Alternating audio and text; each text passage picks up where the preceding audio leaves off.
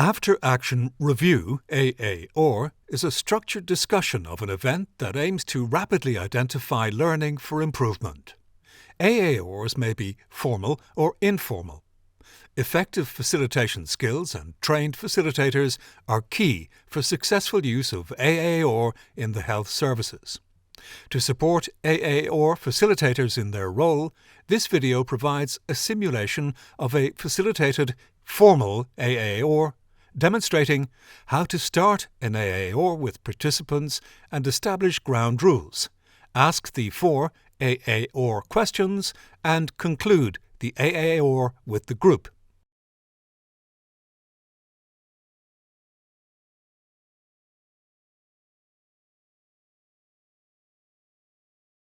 Hi everyone, and thank you all for being here. My name is Laura Byrne.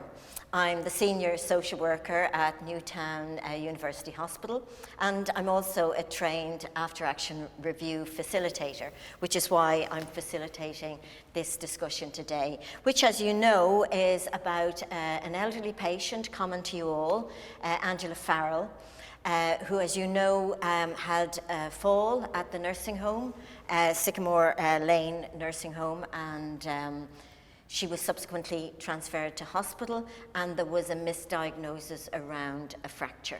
Okay, so before we begin, I just ask you if you wouldn't mind introducing yourself. So can I start with you here? My name is Eva Smith, and I am the advanced paramedic. Thanks, Eva. I am James Ibarra. I am the Assistant Director of Nursing for Sycamore Lane Care Home. Thanks, James. Matt Sullivan, Emergency Medicine Consultant. Okay, great. Thank you all very much indeed. So, is it okay if I if we all call each other by our first names? Yeah, that's fine. Great, thank you. So, I'd like to welcome you all, and particularly to those of you who are joining us today from outside of the hospital. Really appreciate you giving your time to this. I want to ask you, does anybody know anything about the After Action Review process, or have you been involved in one before now? You got the leaflet, but that's good, yeah? Anything? Never done one before, but been reading through it. Okay, so you have an idea of what's involved, great. So just to let you know that I've been asked to facilitate this because, as I said before, I've trained as a facilitator for these After Action Review sessions. And the purpose of this is to provide a safe place for colleagues to reflect on something that occurred and to see how we might be able to improve things and what we learn from it. So that's really the purpose of this. The Quality and Safety Department have asked me to conduct this review. Oh, I just wanted to discuss the confidentiality. As you can see, this is just part of assembling a very brief record of what is discussed today. This will be circulated among you so that you can all agree on what we have talked about and any possible agreed outcome. Is that okay with everybody? Yeah. Right, great. Okay, thank you. So, have any of you any questions before we start? How long is it likely to take? About half an hour. Okay. Okay. And I'll just run you through the 4 questions that are contained in the system. So we have them here. The first question that we'll deal with is, what did we expect to happen?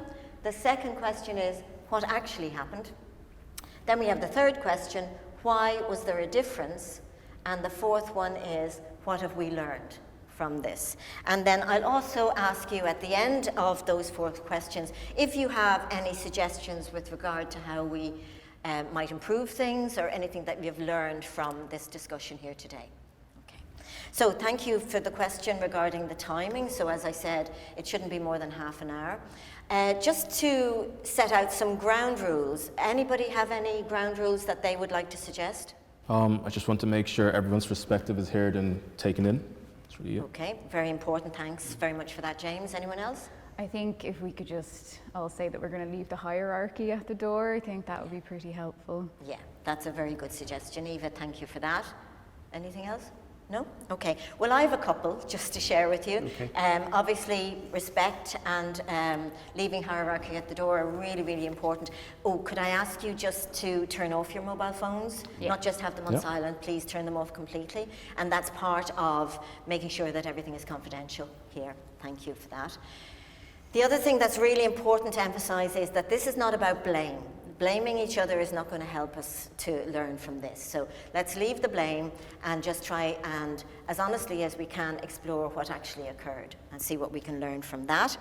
And respect is very important, so with a view to emphasizing that, let's just try not to talk over each other, to make sure that you don't interrupt, that you let people finish their point. Everybody's going to have a different perspective on this, so it's important that we hear each other's perspective and take it from there. Thank you for the suggestion of leaving hierarchy at the door. Just to be clear about that, in this room we're all equal, okay? Yeah. So everybody has a say in what occurred, and it's not about one person being more equal than anybody else, okay? So are we all agreed with that? We're all happy to accept those ground rules? It's fine with me. Great, thank you very much indeed.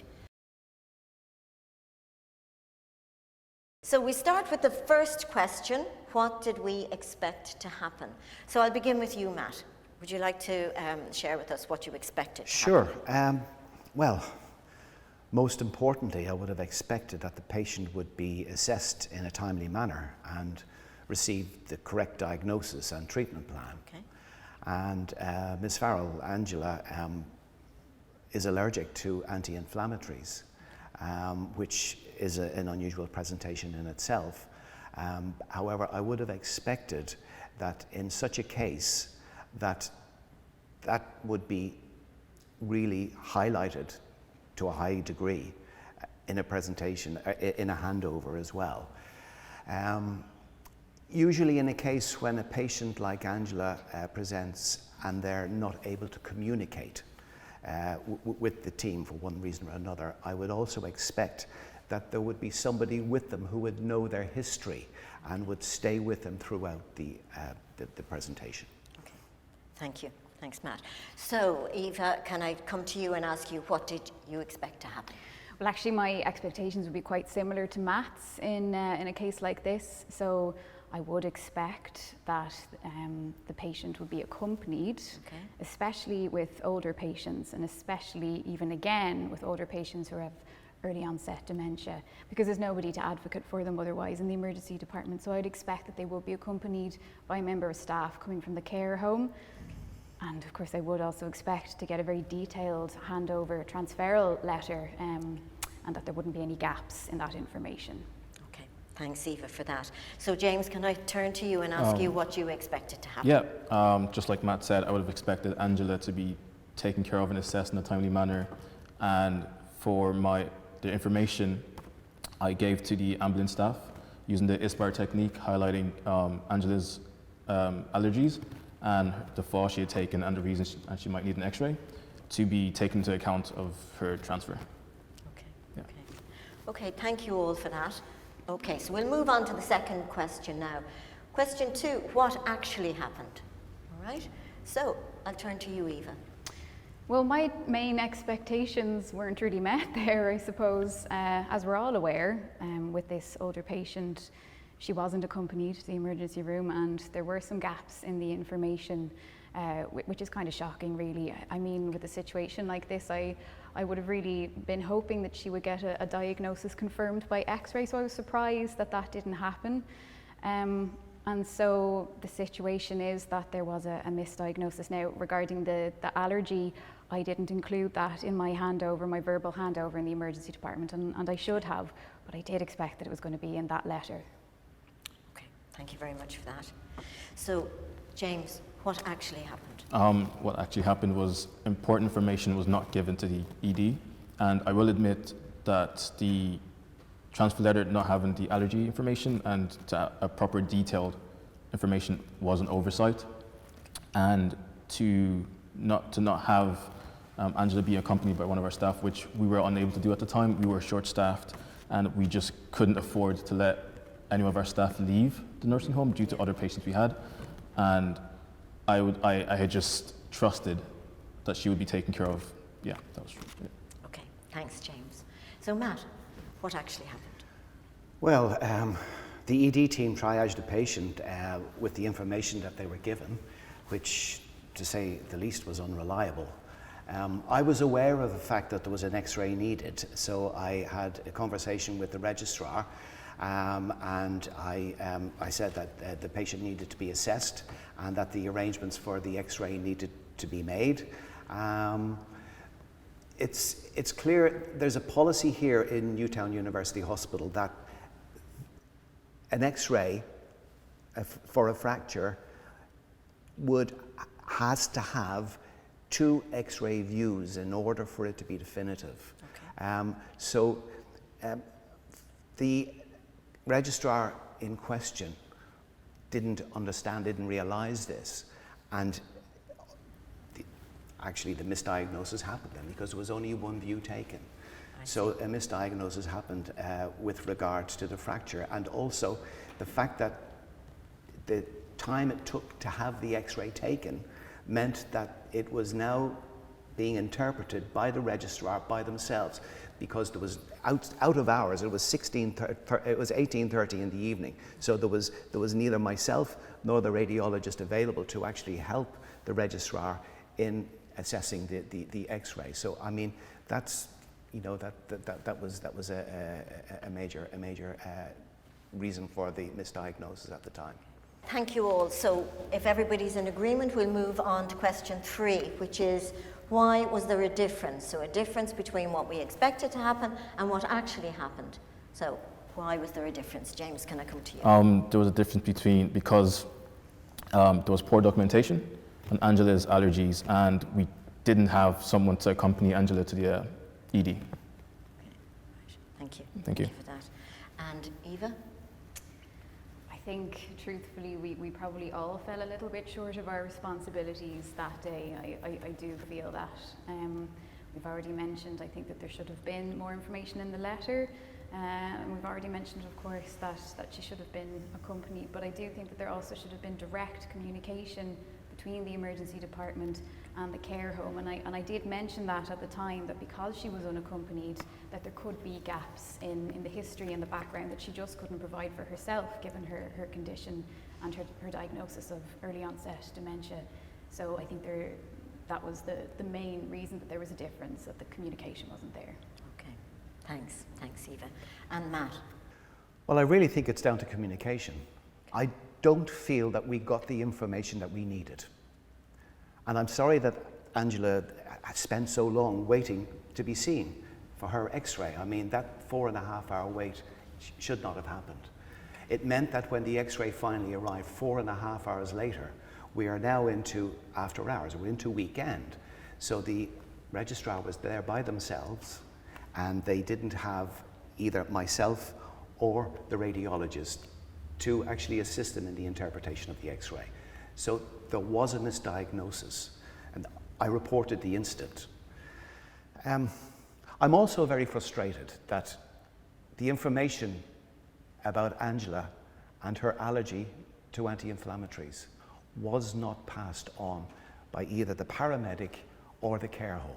Yeah, but Matt, if I could just take you up on that point, we've acknowledged that I should have given you that information. We've also acknowledged it should have been in the letter, but it's too much responsibility to lie on one person's shoulders, because human error can happen. It's too important. It's also you and yeah, if you can allow me to continue, it was you and your team who are responsible for giving the medication. Therefore, you have to double check that there are no allergies. It's absolutely imperative that you do that. I will, I resent that, because it's always double checked before any medication. But it wasn't. Sorry, can I just step in here, please? And we did agree at the beginning that there would be no crosstalk, no interruptions, and I do appreciate everybody is upset about this and nobody wanted it to happen, but if we could just hear each other out, that would be great. I'm sorry. Thanks, Eva. Thanks, Matt. Can you finish your point then? I finished my point. Thank you. Okay, great. Thank you very much. Thank you, everybody. Before we go any further, I just would like to summarise what we've discovered so far. So it seems to me that we have 3 separate issues here, separate and related issues, of course. So Angela, because of her early onset dementia, had difficulty communicating. She was unaccompanied going to the emergency department. Her allergy to anti-inflammatories was not properly flagged. And then there was the issue around the misdiagnosis of the fracture. So am I clear on all of that? Yeah? No, you're right. Yeah. Okay, thank you very much. So I'd like to move on now to item 4. What have we learned from this? So can I come to you, James? So what I've learned is the importance of having proper documentation and detailed and relevant information included in transfer letters to the ED, and an importance of having staff or someone to accompany patients like Angela, especially people who are vulnerable and just can't advocate for themselves. And that's something I will take into account. Great, thanks, James. Yeah, yeah. And Eva? I think I've learned to be a bit more assertive, really, and that's the biggest thing coming out for me for today. Whatever about when I arrive in the emergency department, I'm handing her over into somebody else's care, but when I arrive at the scene, so in this case it was in the care home, if I really feel that it was very important for her to be accompanied, I think I do need to be a bit, or I could have been a bit more assertive with James, and maybe just let him know exactly why I feel that she should be accompanied, that she wouldn't be advocated for in the emergency department if she was on her own. So that'd be the main thing. But also I've learned, I mean, I saw the emergency department myself when I got there. It was really busy, and I could see that they were understaffed in the care home. So I have learned that there are a lot of things that could be at play here that would mean that everything wouldn't run really smoothly. So there's a lot of learning there, I think. Okay, thanks, Eva. Matt? Yes, well, I think we can all agree that the ED is always going to be a busy area, a busy place. But when it comes to frail elderly patients like Angela who have difficulty in communicating, I think we need to look at making sure that there's a clear clinical pathway to diagnosis and prioritization of those patients as well.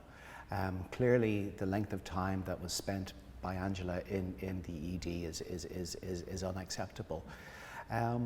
Yeah, also from the emergency department side of things as well, I mean, I've learned that, I mean, definitely we need to make sure in any orientation going forward with new registrars coming into the department that the whole issue of X-ray and the protocol that we have in place there is highlighted because it's a very important issue.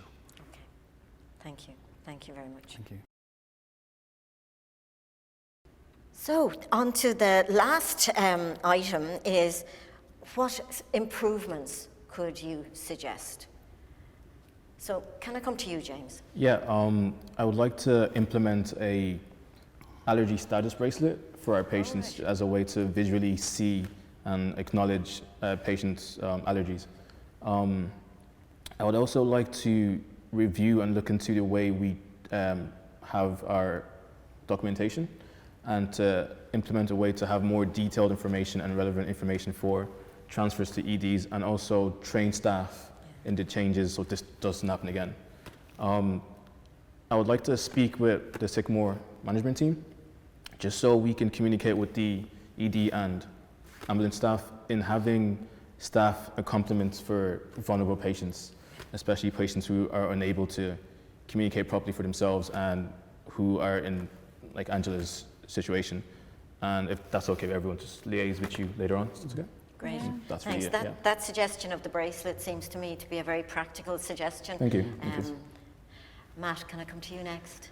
Yes, absolutely. Well, as I said just a short time ago about the clear clinical pathway for elderly frail patients going forward is something we really need to look at. And I also spoke about the orientation of new registrars and SHOs coming into the department as well. I've already spoken to and apologized to Angela and her family around the whole incident, and I told them that we were having this meeting as well, and I assured them that any learning that comes out of this that would be passed on to them to let them know. I told them that I had reported the incident as well, the misdiagnosis, and I said I would stay in touch with them about what comes out of the AAR. So having said all that, I just think that the whole process of this AAR, I think, has actually been really good at highlighting what learning we're talking about right now. So I want to thank you all for that, because I think it's been very worthwhile. So, Eva. Yeah, well, I'm glad to hear, Matt, that this is going to be, that the learning will be shared with the family. I think that's really great. And James, I think those are great suggestions as well. So I just want to mention that I would be happy to work with you on that, especially what you were mentioning about widening out the policy a little bit. So I'd like to make myself available for that. NIMS, the National Incident Management System, I think that's an important factor here as well. Okay. So I just want to make sure that that's going to be logged, that the incident is going to be logged properly with them. I think that's important. But I also think there's a lot of learning here that could be spread to a wider audience. So the ambulance quality and patient safety team, I think, now without giving too many details, and it'll be anonymous of course, but I do think that the learning could be shared there, so that can be passed on to a much wider audience there. Yeah, but again, I thought that this was really helpful, a good way of figuring out what it is that we can do to stop it happening again. So I really want to thank you for that. Thank you, and thanks everybody for engaging with this after action review. Thank you for your courtesy to each other. That's much appreciated, and thank you for your honesty, and thank you for sharing with us all how you felt about what had happened and how it might be improved. Really appreciate that. So just to reiterate what was said earlier, there will be a one-page AAR report circulated among you, and this is just a brief description of the event, of what was learned from that and the improvements that have been suggested. And I'd ask you to read through it carefully, make sure that you're happy with it and sign off on it, okay? So thank you all very much for being here, and the best of luck to you all. Thank you. Thank you. Thanks.